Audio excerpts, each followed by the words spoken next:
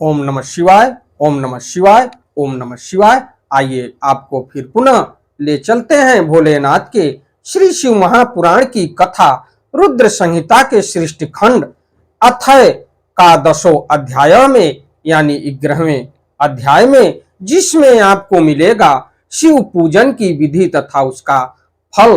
क्योंकि देखा जाए तो पुराणों में सबसे उत्तम पुराण माना गया है भोलेनाथ का श्री शिव महापुराण। तो श्री शिव महापुराण की कथा जिस घर में होती है उस घर में कभी भी किसी भी प्रकार के असाध्य रोगों का प्रवेश नहीं होता। पुराणों के अनुसार अगर देखा जाए तो त्रेता युग में प्रभु श्री राम और रावण के बीच जब युद्ध हुआ तो उसमें भी भोलेनाथ के ही नाम का स्मरण किया गया और उनके नाम का ही नाद घोष किया गया। हर हर महादेव का ही नारा लगने के बाद ही प्रभु श्री राम और रावण के बीच युद्ध हुआ। क्योंकि भोलेनाथ ये भगवान विष्णु को वचन दिए थे कि हमारे हृदय में आप हैं और आपके हृदय में मैं हूं, और जब भी आपके ऊपर संकट आएगा तो मैं तत्पर रहूंगा संहार करने के लिए। तो अंत समय में भी और शुरुआत समय में भी देखा जाए तो प्रतिद्वंदी के रूप में प्रभु श्री राम और रावण के बीच घमासान युद्ध हुआ और इस युद्ध में धर्म की विजय हुई और अधर्म का नाश हुआ। और शुरुआत में भी देखा जाए तो सबसे ज्यादा अगर जयकारा लगाया गया तो पूरी युद्ध के दौरान हर हर महादेव का ही नारा लगाने के बाद युद्ध प्रारंभ हुआ और हर हर महादेव का नारा लगाने के बाद भी युद्ध का अंत हो गया।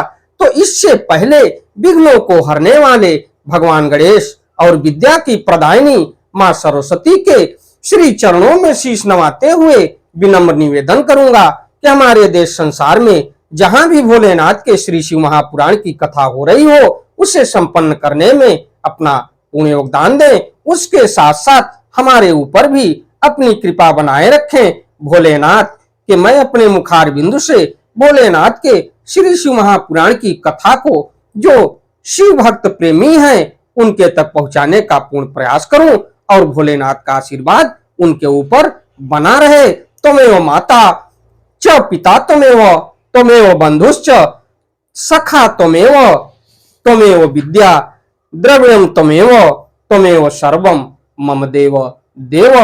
ओम श्री शांब शिवाय नमः, ओम श्री गणेशाय नमः। तो मैं आपको संस्कृत और उसका उच्चारण हिंदी तक पहुंचाने का पूर्ण प्रयास करूंगा। तो पिछली कथा में मैं आपको बताया था कि स्त्रियों को शूद्र की भांति अच्छी तरह मिट्टी लगानी चाहिए, हाथ पैर धोकर पूर्वक शुद्ध मिट्टी का संग्रह करना चाहिए। नित्य कर्म करने के पश्चात उसके बाद भोलेनाथ के श्री चरणों में समर्पित होइए। तो दंत काष्ठम ततः कुर्यात् स्वर वर्ण क्रम तो नरः विप्रः कुर्यात् दंत काष्ठम द्वादशांगुल मानतः एकादशांगुलम राजा वैश्यः कुर्याद् दशांगुलम शूद्रो नवांगुलम कुर्यादिति मानमिदं स्मृतं काल दोषम विचार्यैव मनु दृष्टम विवर्जयेत् खष्ट्यापाद्यामाश्च नौमि व्रतमस्तं रवेन्द्रिणं तथा श्राद्ध दिनं तात निषिद्धं रद्द धावने स्नानं तु विधिवक्त कार्यं तीर्थादिषु क्रमेण तु देश काल विशेषेण स्नानं कार्यं समंत्रकम् आचम्य प्रथमं तत्र धौत वस्त्राणि धारयेत् एकांते सुस्थले स्थित्वा संध्या विधि माथ चरेत।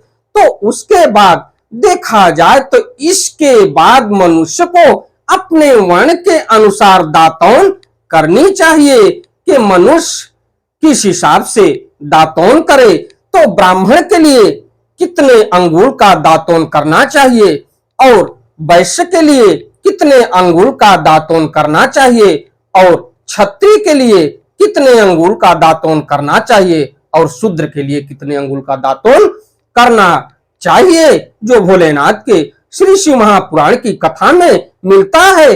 ब्राह्मणों को 12 अंगुल की दातून करनी चाहिए, वो भी अपने अंगुल से नाप के, और क्षत्रिय 11 अंगुल की दातून करनी चाहिए। वैश्य 10 अंगुल और शूद्र 9 अंगुल की दातून करनी चाहिए। दातून का यह मान बताया गया है कि मनुस्मृति के अनुसार काल दोष का विचार करके ही दातून करें या त्याग दें। हे तात, षष्ठी प्रतिपदा, अमावस्या, नवमी व्रत का दिन, सूर्यास्त का समय, रविवार तथा श्राद्ध दिवस दंत धावन के लिए वर्जित है। दंत धावन के पश्चात तीर्थ आदि में विधि पूर्वक स्नान करना चाहिए।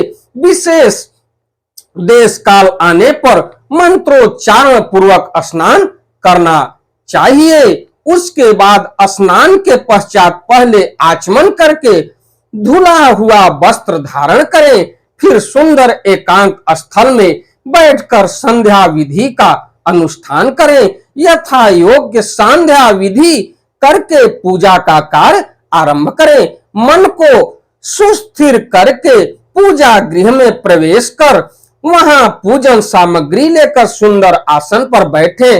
पहले न्यास आदि करके क्रमशः महादेव जी की पूजा करें, तो उसके बाद देखा जाए तो आचम्य प्रथमं तत्र धौत वस्त्राणि धारयेत्, एकांते सुस्थले स्थित्वा संध्या विधि मथाचरेत्, यथा योग्यम विधिं कृत्वा पूजा विधि माथरे भेति, मनस्तु सुस्थिरं कृत्वा पूजागारं प्रविश्यश्च पूजा विधिं समादाय श्वासेन उपविश्य वै न्यासादिकं विधायादौ पूजयेत् क्रमशोहरं।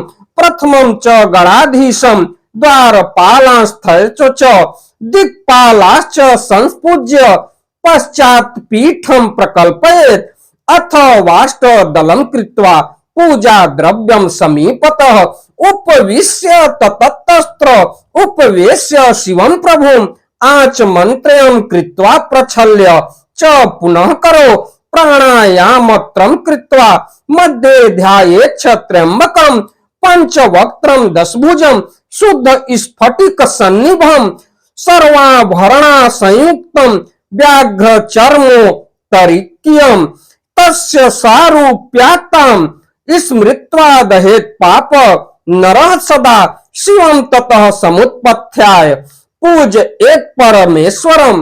तो उसके बाद यथा योग्य संध्या विधि करके पूजा कार्य आरंभ करें।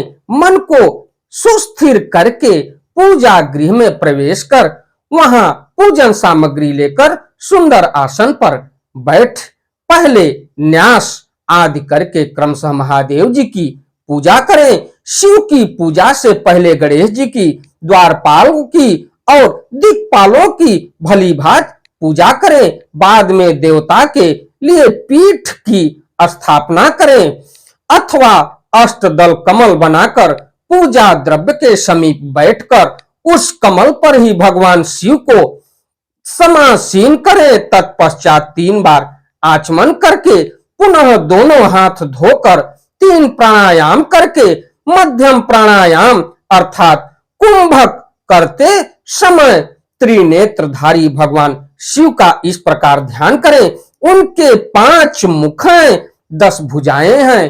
तो देखा जाए तो भोलेनाथ के 5 मुख हैं और 10 भुजाएं हैं। शुद्ध स्फटिक के समान उनकी कांति है। वे सब प्रकार के आभूषणों से विभूषित हैं तथा वे व्याघ्र चर्म का उत्तरी ओढ़े हुए हैं। उनके सारूप्य की भावना करके मनुष्य सदा के लिए अपने पापों को भस्म कर डाले।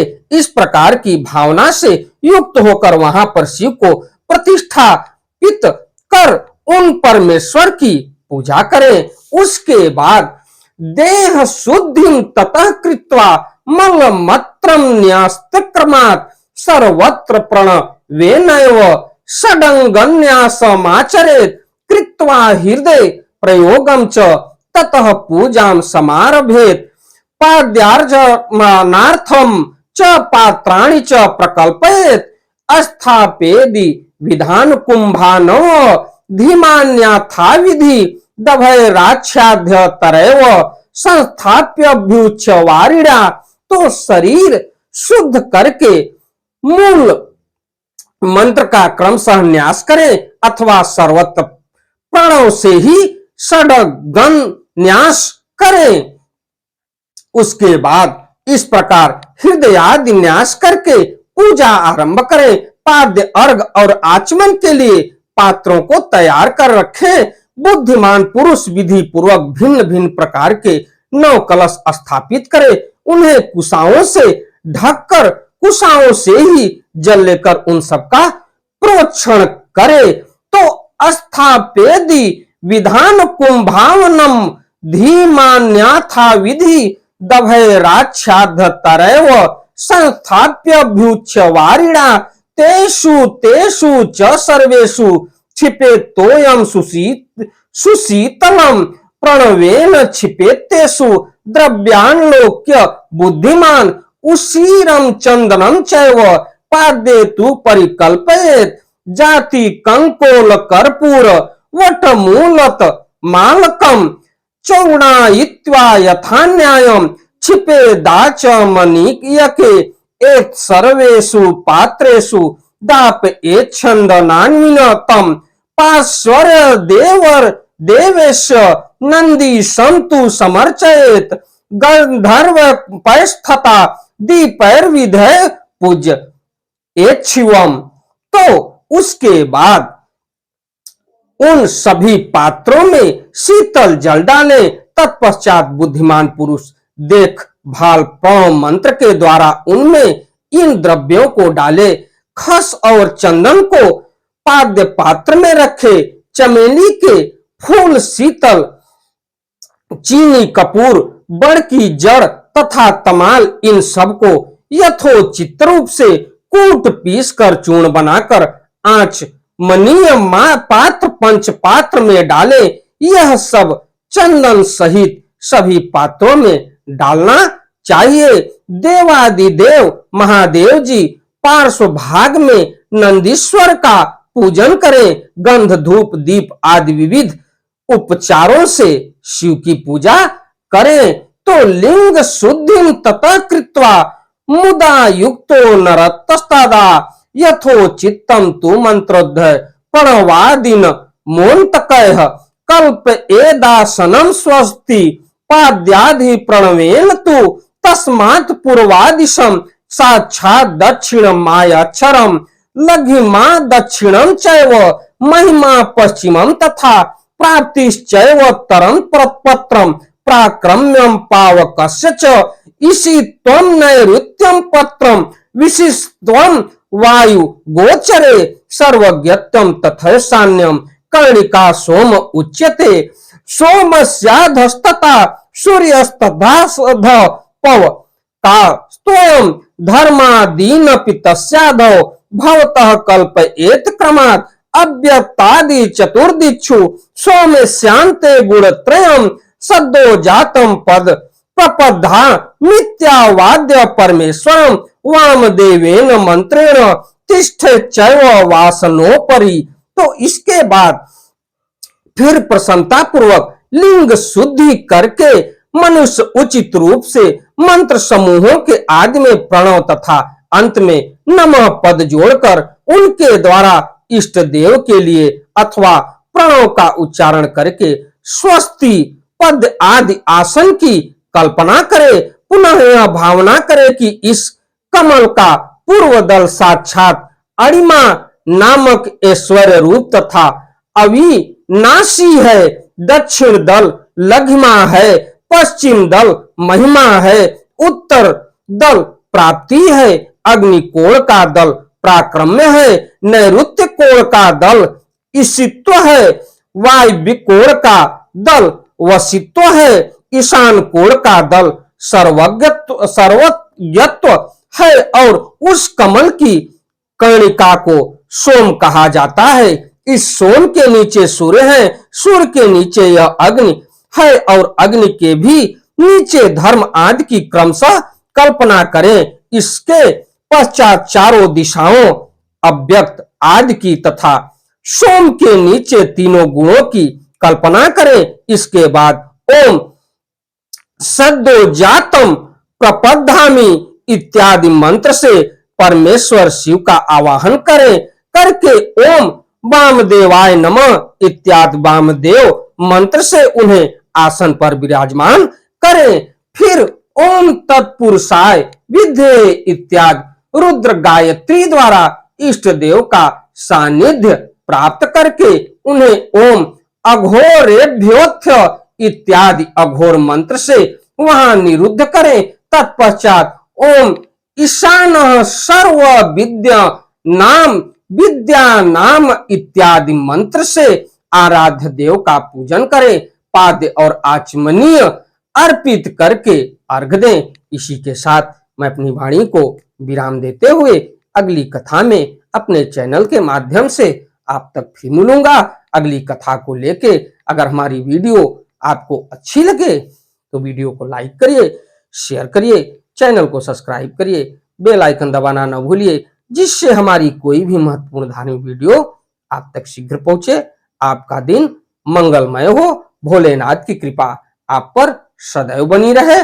और खास तौर से जो लोग हमारी वीडियो को देखते हैं और सुनते हैं उनके ऊपर भोलेनाथ की कृपा बनी रहे। चलते चलते एक बार प्रेम से बोलिए ओम नमः शिवाय, ओम नमः शिवाय, ओम नमः शिवाय, ओम नमः शिवाय, ओम नमः शिवाय। धन्यवाद।